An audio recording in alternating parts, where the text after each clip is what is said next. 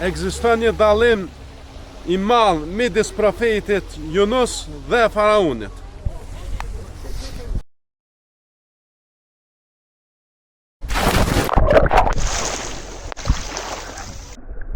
Aja që i bashkan që të dytë është që kanë qenë të rrezikuar nga fundosja në ujë.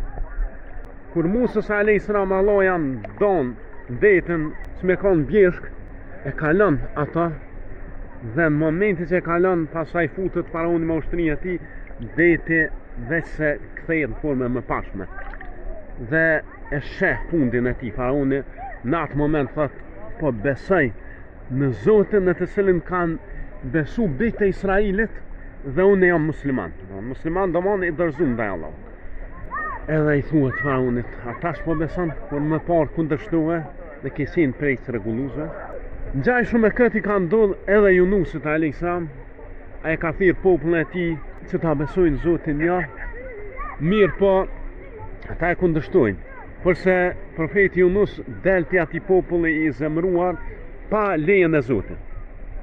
Dhe në moment që ngarkohet në anije, i del shorti gjithmonë atij që të zbret i anijes për shkak që e vlerësojnë që do dikush të zbret në mënyrë që të shpëtojnë. Dhe kur hidhet aty, realisht balena e gëlltit ato.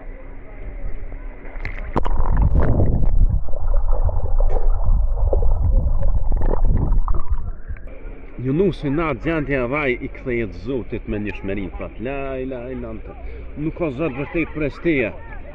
Ti e lartësuar pa të meta, unë jam ai që i kam bë pa drejt vetës. Dhe Allah i madhëshëm e shpëton. Kurse faraoni nuk e shpëton.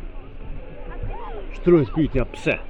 Që të dytë ju kthyn Zotit me fjalën la ilaha illallah. Arsyeja është e qartë. Ai s'ka përmend më herët faraoni më parë ka qenë zullumçar, ka qenë mohues i Zotit, ateist, ka qenë shtyps zullumçar. Nuk e ka kujtu Zotin rahati. Për atë arsye as Zoti nuk e ka kujtu gjatë vështërsia.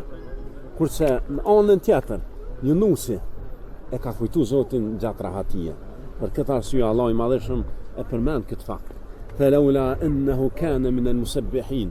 Sikur ai mos ishte prej atyre që na lartësojnë neve, do të ngelte në barkun e balenës deri në ditën e Kiametit. Mësimi i kësaj Rabbi Allah është që njëhe Allahun më ati që të njëhajnë vështërsi. Shtu ka thonë edhe profeti Muhammed a.s. Ta'arraf ila Allahi fi rraha ya'rifka fi shidda. Njëhe Allahun në rahati të njëhe në vështërsi. Nëse njëhe Allahun gjatë lehtësive, në momentin kur vjen vështërsia i lutesh Allahut ai të bën rrugdalje. Prandaj le ta marrim shembull profetin Yunus, kurse se mos sa marrim shembull faraonin.